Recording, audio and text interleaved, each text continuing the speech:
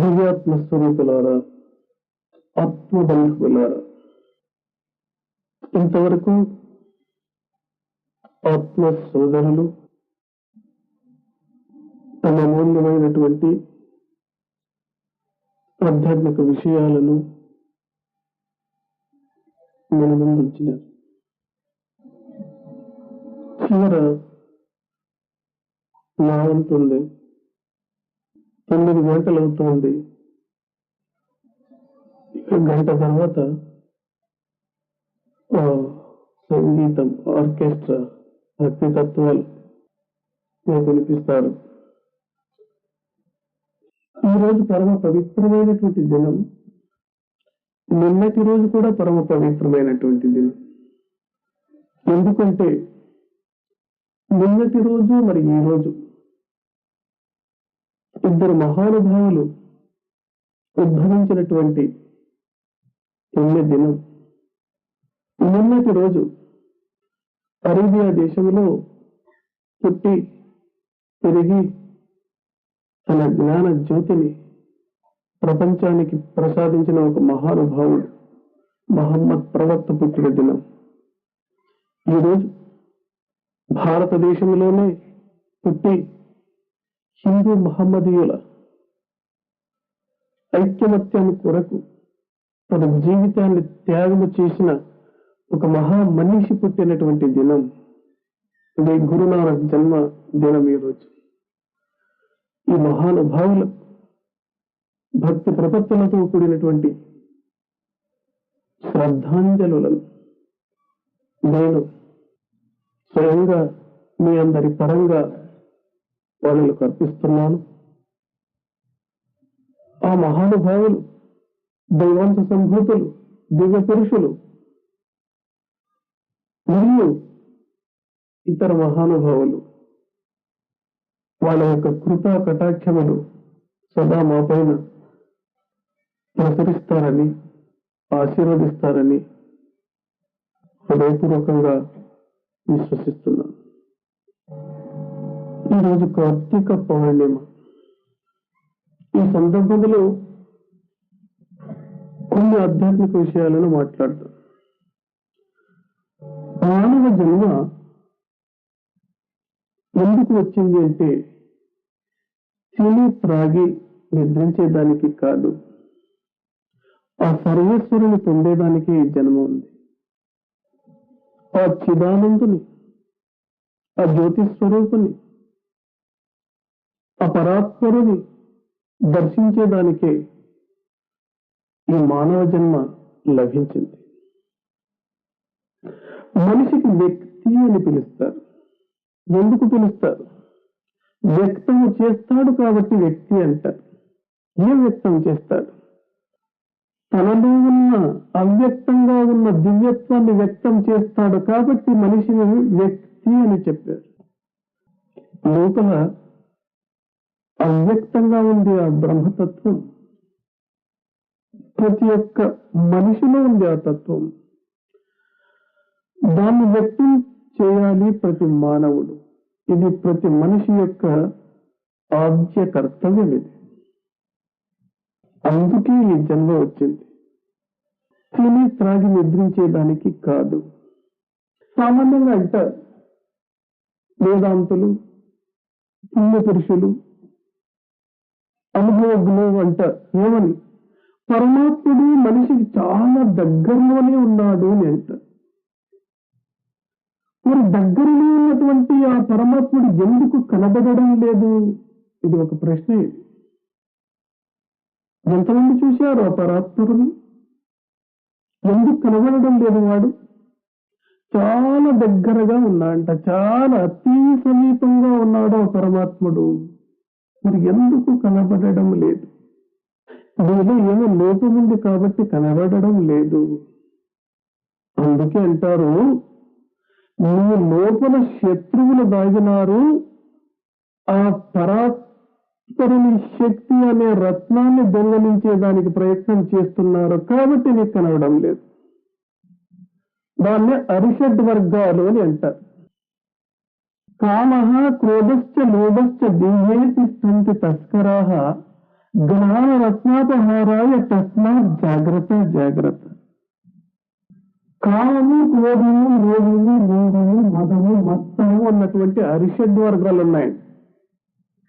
జ్ఞానం అనే రత్నాన్ని దోచుకునే దానికి నీ ప్రయత్నం చేస్తున్నాయి దొంగల మాదిరిగా. తస్మాత్ అందువల్ల జాగ్రత్త, బీ కేర్ఫుల్ అంటారు. అరిషడ్ వర్గ, అది అంటే శత్రువుని. మళ్ళీ ఏం చేయాలి? అరిషడ్ వర్గాలను హరిషడ్ వర్గాలు చేయాలి. అది అంటే శత్రువులు, హరి అంటే పరమాత్ముడు. హరిషడ్ వర్గాలు చేయాలి. దాన్ని హరిషడ్ వర్గాలు ఏవి? సత్యం, ధర్మం, శాంతి, అహింస, ప్రేమ, త్యాగం. ఇవి ఆరే. హరిషడ్ వర్గాలను నాశనము చేసుకుని హరిషడ్ వర్గాలను పెంపొందించుకున్న నాడు నేను అవ్యక్తంగా ఉన్నటువంటి దివ్యత్వం కనబడుతుంది. హరిషడ్ వర్గాలు ఆరన్నాను. ఈ ఆరింటిలో యజమాని కామన్. ఆ పేరే భయంకరంగా ఉంది. దాని గురించి కొంతవరకు చెప్తా. చూడండి, ప్రతి ఒక్క మనిషికి పంచేంద్రియాలు ఉన్నాయి. శ్రోత్ర, త్వక్, చక్షుర్, జిహ్వ, ఘ్రాణ అని అంటారు. పంచ జ్ఞానేంద్రియాలు. శ్రోత్ర వినేది చెవి, త్వక్ స్పర్శ చేసేది చర్మం, చక్షు చూసేది కన్ను, జిహ్వ రుచి చూసేది నాలుక, వాసన చూసేది ముక్కు. ఈ ఐదింటికి శక్తులు ఉన్నాయి. అవి పనిచేసే శక్తులు పంచ తన్మాత్రలు అని అంటారు. శబ్ద, స్పర్శ, రూప, రసగంధం అని అంటారు. శబ్దం ఉంటుంది చెవి, స్పర్శ శరీరం, రూపం కన్ను చూస్తుంది, రసం నాలుక రుచి చూస్తుంది, గంధం వాసన చూస్తుంది ముక్కు. పంచ తన్మాత్రలు అని అంటారు. ఈ పంచ తన్మాత్రలు ప్రతి మనిషికి పవర్ఫుల్ గా ఉన్నాయి. శంకరాచార్యులు అంటారు ఒక చోట, అరే నాయనా, ఒక్కొక్క తన్మాత్ర చేయటమే ఒక్కొక్క ప్రాణి సర్వనాశనం అయిపోయింది. మరి పంచ తన్మాత్రలు పటిష్టంగా పవర్ఫుల్ గా ఉన్నాయి, నీవు ఏం బాగుపడతావు, సర్వనాశనం అయిపోతావు అని అంటే. శబ్దాదిభిః పంచభిరేవ పంచ పంచత్వమాపుః స్వగుణైశ్చ బద్ధాః కురంగ మాతంగ పతంగ మీన భృంగాః నరః పంచభి రంచితః కిం అని అంటారు. వివేక చూడమనేది శంకరుడు చెప్తాడు. కురంగము, మాతంగము, పతంగము, మీన, భృంగ, ఇవి 5 ప్రాణులు. ఒక్కొక్క ఇంద్రియానికి లోబడే సర్వనాశనమైపోయినాయి. ఈ 5 పవర్ఫుల్ గా ఉన్నాయి. మనిషికి ఇంకేమవుతాడో మనిషి. మనకి అది ఎక్కడన్నా పారుస్తుంది, ఆ వల్ల పడిపోతుంది. ఒకే ఒక ఇంద్రియాన్ని శబ్దానికి లోబడుతుంది. ఇక స్పర్శ, ఏనుగు పట్టే వాళ్ళు ఉంటారు. ఒక దగ్గర బాగా గుంట తీసి, ఒక 5 అడుగులు 6 అడుగులు గుంట తీసి దానిపైన బాగా తడకలేసి దానిపైన చిన్న చిన్న మొక్కలు మాదిరిగా పెంచుతారు, వేస్తారు. గడ్డి అవి ఇవి వేసి మొక్కలు మాదిరిగా పెంచుతారు. యువతల పక్క ఒక ఆడ ఏనుగుని కడతారు. దూరం నుంచి మగ ఏనుగు చూస్తుంది. వీడేమో టోపీ వేసినాడని అది అనుకుంటుంది. అనుకొని ఒక వృక్షం లేనటువంటి కొమ్మనది పెరికి ముందు ధన్ ధన్ అనిపించుకుంటూ పోతుంది. అది గుంటుంటే వేసి వెనక్కి పారిపోతుంది. ఎప్పుడైతే ఆడ ఏనుగును చూస్తుందో దాని స్పర్శ కావాలి అని చెప్పి ఆ ఆత్రంలో వచ్చి ఆ ఆడ ఏనుగుని చేరుకోవాలని చెప్పి పారొచ్చి వచ్చి వచ్చి గుంటలో పడిపోతుంది, స్పర్శకు లోబడిపోతుంది. అది లేకపోతే ఒక ఆడ ఏనుగును బాగా ట్రైనింగ్ చేయించి ఆ మార్గంలో ఇస్తారు. దాన్ని రాచుకుంటూ రాచుకుంటూ రాచుకుంటూ వచ్చి గుంతలో పడిపోతుంది. ఈ రీతిగా అది ఒక ఇంద్రియానికి లోబడిపోయాడు. స్పర్శ రూపానికి లోబడిపోతుంది. దీప పురుగుంది, బాగా మండే అగ్గి దగ్గర వచ్చేస్తుంది. అది ఆ రూపాన్ని మోహిస్తుంది. అది వచ్చి దాని లోబడి పడిపోతుంది, నాశనం అయిపోతుంది. శబ్దం, స్పర్శం, రూపం, రసం. చేప పట్టాలని చెప్పి గాలానికి ఒక పురుగు అంటించుంటాడు బెస్తవాడు, నీళ్ళు వేస్తాడు దాన్ని. ఆ పురుగు తినాలని చెప్పి వస్తుంది చేప, దాని గాలానికి చిక్కుబడిపోతుంది, నాశనం అయిపోతుంది. రసం అది. గండు ఆకాశంలో ఎగురుతూ ఉంటుంది, తుమ్మెద కమల పుష్పాన్ని చూస్తుంది, దాని మకరంగాన్ని తీసుకోవాలని చెప్పి అక్కడి నుంచి వస్తుంది, వాలిపోతుంది. ఆ మత్తులో తాగి ఆ మత్తులో పడిపోతుంది. రాత్రి ఆ పుష్పం ముడుచుకుపోతుంది, లోపలే నశించిపోతుంది. శబ్ద స్పర్శ రూప రస గంధానికి ఒక్కొక్క ఇంద్రియానికి లోపల నాశనం అయిపోయినాయి. ఈ 5 పవర్ఫుల్ గా ఉన్నాయి మనిషికి. నిద్ర లేచినప్పటి నుంచి పండుకునే వరకు ఈ శబ్ద స్పర్శ రూప రస గంధాలలో పడి పొరలాడుతున్నాడు మానవుడు. వీడు బాగుపడేది ఎప్పుడు? బాగుపడగలగడా? ఇది ప్రశ్న. కాబట్టి ఇంద్రియాలను తన కంట్రోల్లో పెట్టుకోవాలి. మనస్సు ఇంద్రియాలకు యజమాని, లీడర్ కావాలి. ఇంద్రియాలకు దాసుడైన వాడు ప్రపంచానికి దాసుడైనట్లే. ఇంద్రియాలను ఎవరైతే గెలుస్తాడో ప్రపంచాన్ని గెలిచినటువంటి వాడు. నిజంగా ప్రపంచాన్ని గెలిచినటువంటి వాడు వీరుడు కావచ్చు, అయితే ఈ ఇంద్రియాలను గెలిచినటువంటి వాడు, ఇంద్రియాలను గెలిచినటువంటి వాడు వీరాది వీరుడు. ఇది ప్రతి ఒక్కరూ నేర్చుకోవాలి. భగవద్గీతలో ఇదే చెప్తారు. ధ్యాయతే విషయాన్ పుంసః సంగస్తే శూపజాయతే సంగాత్ సంజాయతే కామః కామాత్ క్రోధో విజాయతే క్రోధాత్ భవత్ సమ్మోహః సమ్మోహాత్ స్మృతి విభ్రమః స్మృతిభ్రంశాత్ బుద్ధినాశో బుద్ధినాశాత్ ప్రణశ్యతి. కాబట్టి ఈ కామానికి లోబడవద్దు. కామం అంటే ఏమిటి? 2 రకాలుగా. కామం అంటే కోరిక అని చెప్పొచ్చు, ఆసక్తి అని చెప్పవచ్చు. రెండవ రీతిగా స్త్రీ పురుషుల మధ్య ఉన్నటువంటి లైంగిక వ్యాపారానికి కూడా కామం అని పేరు పెట్టినారు. ధర్మ అర్థ కామ మోక్షాలని 4 ఉన్నాయి, దాంట్లో కూడా కామం వచ్చింది. కోరికలు ఎట్లుండాలి? పరిమితంగా ఉండాలి, అప్పుడే ఆనందాన్ని పొందుతాను. అయితే మనలో ఎట్లున్నాయి కోరికలు? గుర్రాలు పరిగెత్తినట్లు పరిగెత్తున్నాయి మన లోపలటువంటి కోరికలు. ఈరోజు చూడండి, కాలి నడకల ప్రయాణం చేసేవాడు కొన్నాళ్ళకు సైకిల్ మీద పోయేవాడిని చూసి అనుకుంటాడు, నాకు ఒక సైకిల్ ఉంటే బాగుంటుండే. అదృష్టం బాగుంది, సైకిల్ వస్తుంది. సైకిల్లో పోతూ ఉంటాడు, దినం పోతుంటాడు, వస్తుంటాడు, చూస్తాడు. వాడు ఎదురుంటాడు, హీరో మెజెస్టిక్ దేంట్లోనో పోతున్నాడు, నాకు చూస్తే సైకిల్ అయిపోయాయి కదా. మొదట ఖాళీ నడకన పోతుండే, వీడికి ఏమో సైకిల్ వచ్చింది, ఎదురింటని చూస్తుంది, నాకు హీరో మెజెస్టిక్ ఏమొచ్చింటే బాగుండే. అదృష్టం బాగుంది, ఎట్లా హీరో మెజెస్టిక్ ఏమో తీసుకుంటాడు, బర్రని పోతుంటాడు, వస్తుంటాడు. దాన్ని ఒక నెల రోజులు 2 రోజులు ఆనందంగా తిప్పుతాడు, చేస్తాడు, చూస్తాడు. మళ్ళా వీధిలో స్కూటర్ వేసుకొస్తే మనసు ఆపకపోతుంది. ఇదేది పాడిది, ఆ స్కూటర్ ఎంత హాయిగా పోవచ్చు, ఎంత బాగుంటుంది. స్కూటర్ ఎట్లా వస్తుంది అనుకోండి, తృప్తి ఉందా? పరిమితం ఉందా? కోరికలు లేదు. పెద్దోళ్ళు ఎవరో కారు వేసుకొస్తే చూస్తారు, అరే నాకు కారు ఉంటే బాగుంది. 2 వీల్స్ నేను ప్రయోజనంగా 4 వీల్స్ ఇది బాగుంటుంది, కారు కావాలంటే. దీనికి అంతమందే. తృప్తి ఉన్నటువంటి వాడే నిజమైన ధనవంతుడు. తృప్తి లేనటువంటి వాడి దగ్గర ఎన్ని లక్షల కోట్లు ఉన్నప్పటికీ వాడు ధనవంతుడు కాదు, కడు బీదవాడు. కాబట్టి కోరికలను పరిమితము చేసుకోవాలి ఈ రీతిగా. రెండవ రీతిగా కామాన్ని తీసుకుపోతారు పెద్దవాళ్ళు. దీని గురించి చెప్తారు ఏమని?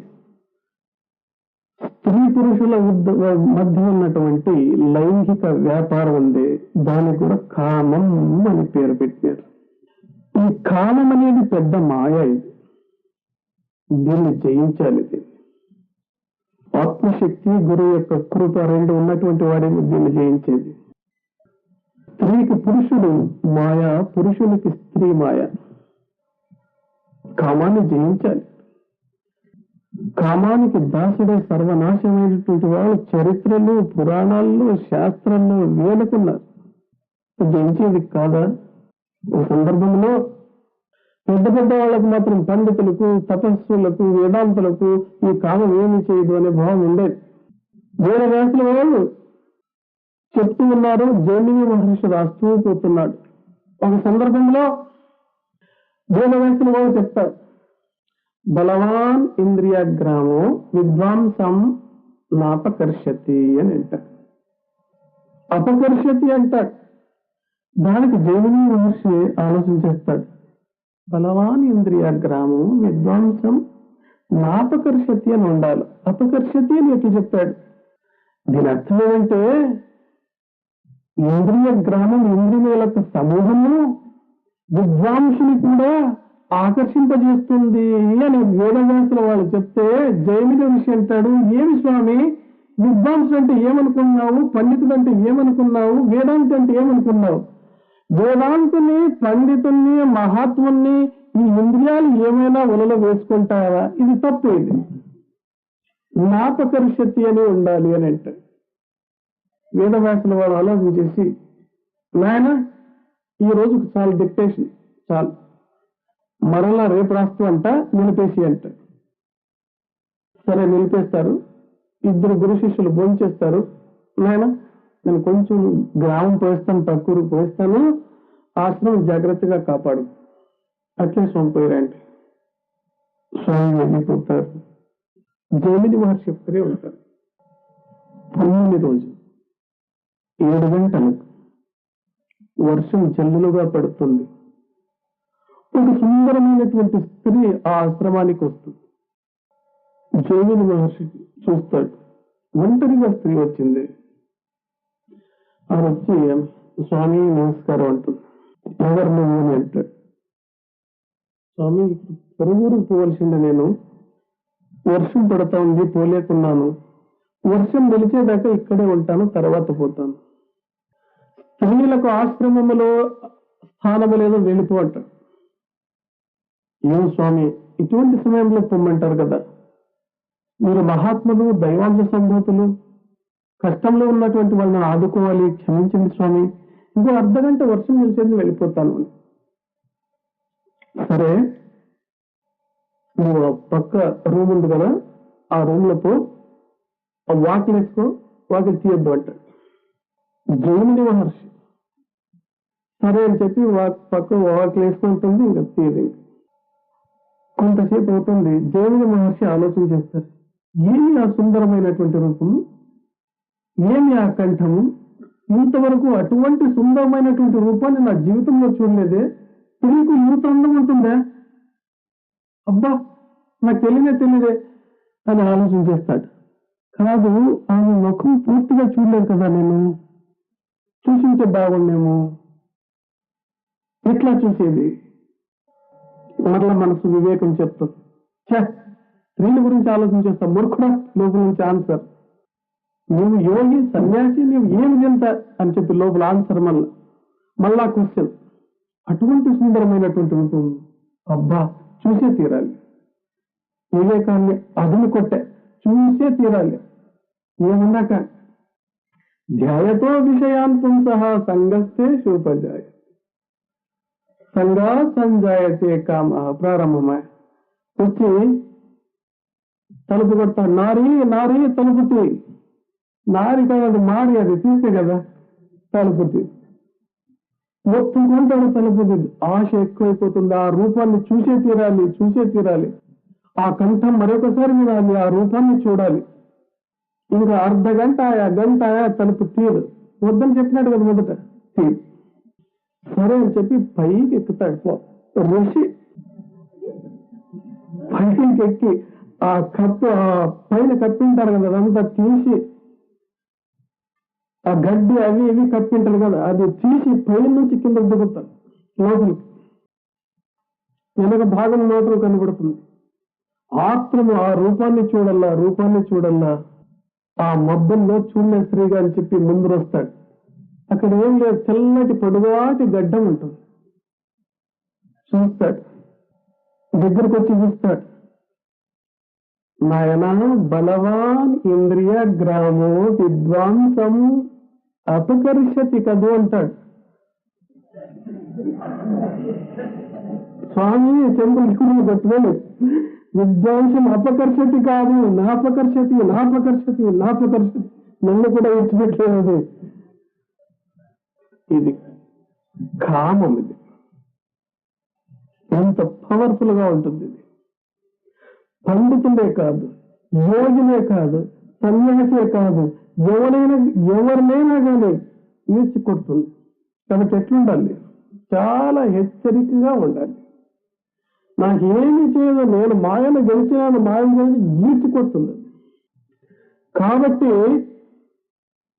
ఏటికి ఎదురుదే దానికి ఎవరు ప్రయత్నం చేయవద్దు. నువ్వు ఏం చేయాలి? పెళ్లి చేసుకోవాలి. ఆ కామం తగ్గిపోతుంది, దాని శక్తి నశించిపోతుంది. ఎంతవరకు వివాహము చేసుకోకుండా నేను కామాన్ని జయిస్తాను, ప్రకృతిని జయిస్తానని ప్రయత్నం చేస్తావో అంతే జోరుగా ఎదురెత్తుకొట్టేదానికి ప్రయత్నం చేస్తుంది. సమయం సందర్భం కాచుకొని చూస్తూ ఉంటుంది మాయ. ఎప్పుడైతే వివాహం చేసుకుంటావో, ఆ పండు యొక్క రుచిని తింటావో అప్పుడే తగ్గిపోతుంది. ఆధ్యాత్మిక విద్యలో నువ్వు ముందంచ వేసేదానికి సాధ్యమవుతుంది. ఎవరో కోటికి శతకోటికి ఒక మహానుభావుడు జయించుంటారు. అందరికీ జయించేదికి అంత సులభము కాదు మాయ. అంత సులభంగా చేతికి చిక్కదు ఆ మాయ. మరి మాయను జయించడానికి మార్గం ఏముందా అని ప్రశ్న వేస్తే, చూడండి నేను చెప్తాను. స్త్రీ పురుషులు జగత్తులో రెండు. స్త్రీని జయించేది ఎట్లా?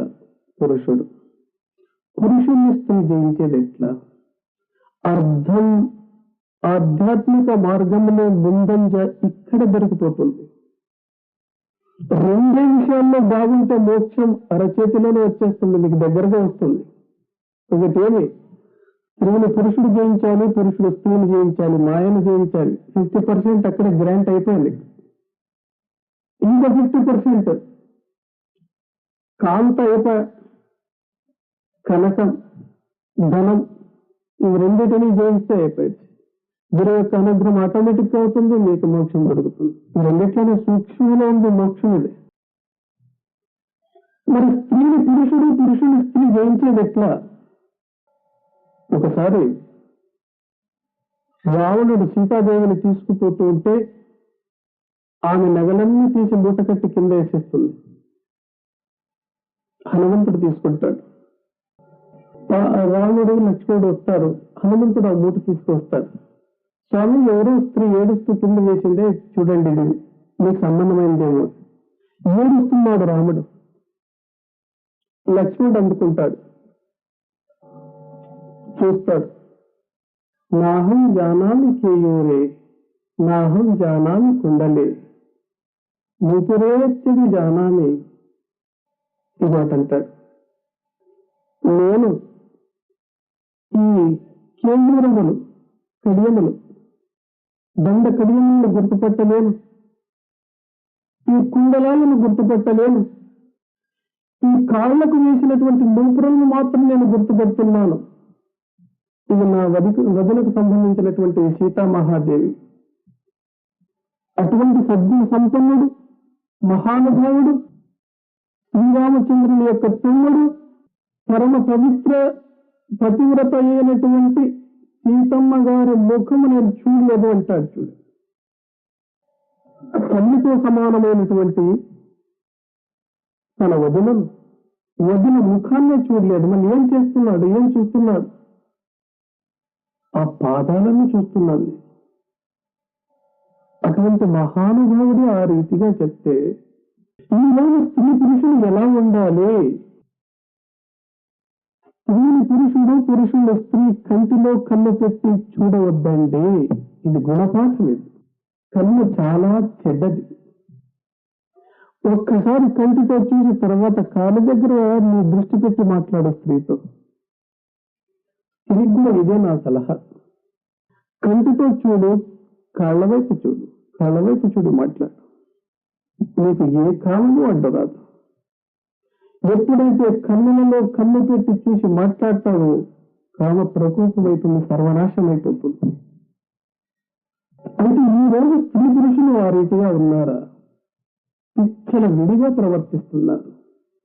ఆ లక్ష్మణ స్వామి అంతటి మహానుభావుడే పరమ పతివ్రత అయినటువంటి తన వదిన అయినటువంటి సీతాదేవి ముఖమే చూడలేదు, వీళ్ళ కాళ్ళు చూస్తున్నప్పుడు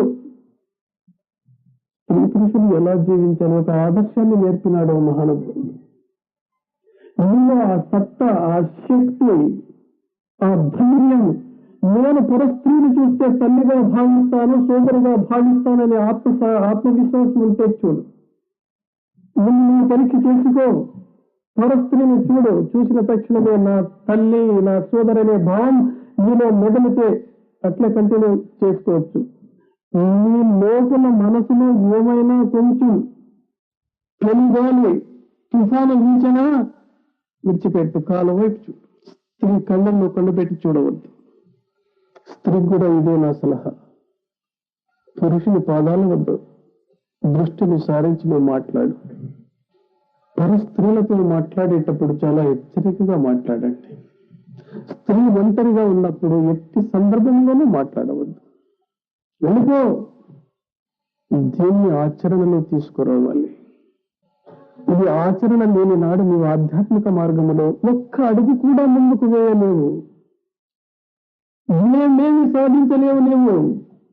ఈ మాయను మొదట దాటి ముందుకు పోవాలి. చాలా సులభమైంది ఇది. నీవు ఆచరణ చేయాలి అంతే. ఈ సమాజంలో పెళ్లి అయినటువంటి స్త్రీ పరపురుషుణ్ణి కామపు దృష్టితో చూస్తూ ఉంది. పెళ్లి అయినటువంటి పురుషుడు పరస్త్రీని కామపు దృష్టితో చూస్తున్నాడు. సర్వనాశనమైపోతారు. రాక్షసత్వం అది. దీన్ని బాగా గమనించాలి మీరు. నా సోదరి, నా తల్లి అనే భావాన్ని పెంచుకోండి. నీ స్త్రీ, మీ భార్య తప్ప ప్రపంచంలో ఉన్నటువంటి స్త్రీలందరూ మీకు సోదరి, మీకు తల్లి. మీ భావం పెంపొందించుకో. ఈ రోజు నుంచి ధన్యుడైపోతావు. నిన్ను ఎదిరించే శక్తి ప్రపంచంలో ఏది నిలబడదు నీకు ఎదురుగా. ఒక ధనాన్ని జయించు, రెండవది స్త్రీని జయించు. స్త్రీని పురుషుడు జయించాలి, పురుషుడు స్త్రీని జయించాలి. కాబట్టి ఈ మాయను గెలవాలంటే పవిత్రమైన బంధం వివాహం చేసుకోమని చెప్తున్నాను, సలహా ఇస్తున్నాను. ఇది చాలా కష్టం కావచ్చు. ఎందుకంటే కృత్రిమంగా ఉంది ఈ సమాజం. ఒక్కసారి నువ్వు వివాహితుడైతే నీలో ఉన్నటువంటి కామం పరిమితమైపోతుంది.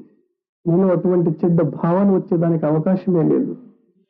పెళ్లి అయినప్పటికీ చెడ్డ భావాలు వస్తే దాని గురువు యొక్క అనుగ్రహమే కావాలి. ఇంకా రాక్షసత్వమే అది. దాన్ని వివేకం చేత సాధిస్తూ పోవాలి. ఇదే ఒక సందర్భంలో జరిగింది. అదొక్కటి చెప్పి విరమించేస్తాను. ఎందుకంటే కన్ను చాలా డేంజర్ అన్నాను. కన్ను మన నాలిగే తన్నవెందెనబేడ అన్నరు కొందరెనబేడ ఈ మూడు తన్నుతా కొల్లు సర్వజ్ఞ. నాలుక డేంజర్, కన్ను డేంజర్, మనస్సు డేంజర్. ఈ మూడు వేరే వాళ్ళు చంపినారు అనొద్దు. ఈ మూడు నిన్ను చంపేస్తాయి అని అర్థం. చాలా హుషారుగా పెట్టుకో.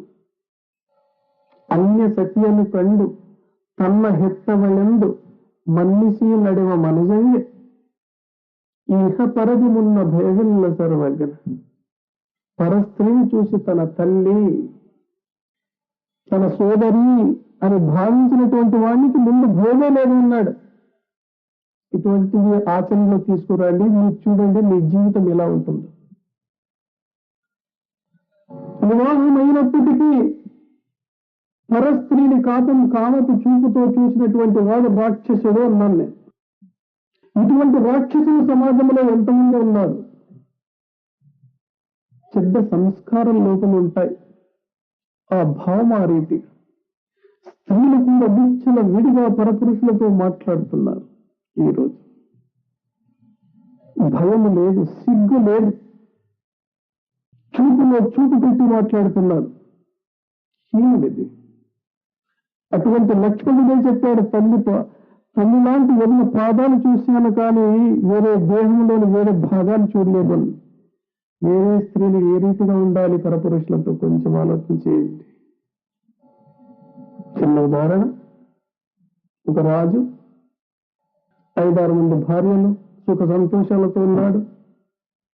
తన సేనాధిపతి మహా అందగతి. సేనాధిపతి భార్యను చూస్తాడు, ఆమెను మోహిస్తాడు. ఎలాగైనా ఆమె పొందాలని చెప్పి మనసులో అదే ఆలోచన జరుగుతుంది. దీన్ని ఏదో ఒక అవకాశం చేయాలని చెప్పి పని ఉన్నా లేకపోయినా ఏదో ఒక పని వేసి ఒక నెల రోజులు పంపించేస్తాడు సైన్యం ఇచ్చి సైన్యాధిపతి. ఎందుకు? చెడ్డ భావం ఉంది మనసులో, ఆయన భార్యను అనుభవించాలి, పొందాలి అని. సరే, సైన్యాధిపతి నమ్మి వెళ్ళిపోతాడు సైన్యం తీసుకొని. బాగా అలంకారం చేసుకొని ఆ సేనాధిపతి ఇంటికి వస్తాడు రాజు. అనుకోని రీతిగా వచ్చాడు కదా, మహారాజు ఆ ఇంటికి వచ్చాడని చెప్పి ఆమె చాలా సంతోషంగా ఆదరంతో రప్పించుకుని కూర్చోబెడుతుంది, మర్యాద చేస్తుంది. మహారాజా, మీరు అనుకోని రీతిగా మా ఇంటికి వచ్చారు ఏమి? అందుకు ఆయన అంటాడు, నీ యొక్క అందమే నన్ను ఎంతో దూరం తీసుకువచ్చింది, నిన్ను మోహించినాను, నీ పొందేదానికి వచ్చాను. ఆలోచన చేస్తుంది. సరే మహారాజా, కూర్చోండి, మీరు వచ్చారు కాబట్టి ఆతిథ్యం ఇవ్వాలి, ఇస్తాను, కాదనకుండా నా ఆతిథ్యం స్వీకరిస్తారా? తప్పనిసరిగా స్వీకరిస్తాను. లోపలికి వెళ్ళి పాలు తీసుకొచ్చింది. 3 పాత్రల్లో పాలు తీసుకొచ్చింది. ఒక బంగారు పాత్ర, 2 వెండి పాత్ర, 3వది సిల్వర్ పాత్రలో తీసుకొచ్చి, రాగి పాత్రలో తీసుకొచ్చి పాలు పెట్టి, మహారాజా ఈ పాలు తీసుకోండి, తాగండి. ఎందుకు 3 పాత్రలు తెచ్చావు?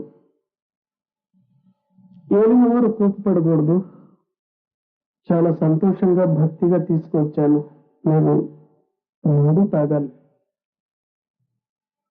ఆనందంగా సంతోషంగా ఇచ్చింది కాబట్టి బంగారు పాత్రలోని పాలు తాగాడు, వెండి పాత్రలను తాగినా, రాగి పాత్రలోని పాలు కూడా తాగాడు. మహారాజా, ఒక ప్రశ్న నేను అడగవచ్చా అని అడగవచ్చు. ఏమడుగు? మీరెప్పుడు బంగారు పాత్రలోని పాలు తాగినారు, వెండి పాత్రలోని పాలు తాగినారు, రాగి పాత్రలోని పాలు తాగినారు, రుచి ఎలా ఉంది మహారాజా? రుచిలో నాకేం భేదం కనబడలేదే, ఒకే రీతిగా ఉంది రుచి. ఆలోచన చేయండి మహారాజా, నాకు రుచిలో భేదం కనబడలేదు. మరి భేదం ఎక్కడ కనబడింది మహారాజా? భేదం ఆ పాత్రలోనే కనబడింది, కానీ పాలలో భేదము లేదు. మహారాజా సత్యమైన మాట పలికినారు. ఇదే సత్యము మీకు వర్తిస్తుంది. ఎలా వర్తిస్తుంది? రంగు రూపులలో భేదం ఉండొచ్చు, కానీ నీ భార్యలకు నాకు రంగులో రూపములో భేదం ఉంది. నీవు అక్కడ పొందే సుఖం, ఇక్కడ పొందే సుఖం ఒక్కటే. పాత్రలు వేరుగా ఉన్నాయి, పాలు ఒకటే కదా. శరీరాలు వేరు ఉన్నాయి, నువ్వు పొందే సుఖం ఒక్కటే. దేశాన్ని పరిపాలన చేసే రాజు నీవు, నా పొందు కోరి వచ్చావు నీవు. నేను నీ బిడ్డతో సమానం. ఇక్కడ నువ్వు నన్ను పొందవచ్చు దౌర్జన్యంగా, రేపు నీవేం చూస్తావు? నా శవాన్ని చూస్తావు. ఈ శరీరాన్ని తాకేదానికి హక్కు, అధికారం నా భర్తకు మాత్రమే. పరపురుషుడు నన్ను తాకినాడా, రేపు నా శవమే చూస్తావు. ఇది రాజు యొక్క కర్తవ్యమా? సుఖంలో భేదం ఉందా? రంగు రూపులలోనే భేదం ఉంది. ఇంత సత్యాన్ని తెలుసుకోలేకపోయావా మహారాజా? దేశాన్ని నేను మహారాజును, నేను సిద్ధంగా ఉన్నాను. నేను లేనన్నా కాదన్నా దౌర్జన్యంగా నీవు నా పొందు కోరి వచ్చావు.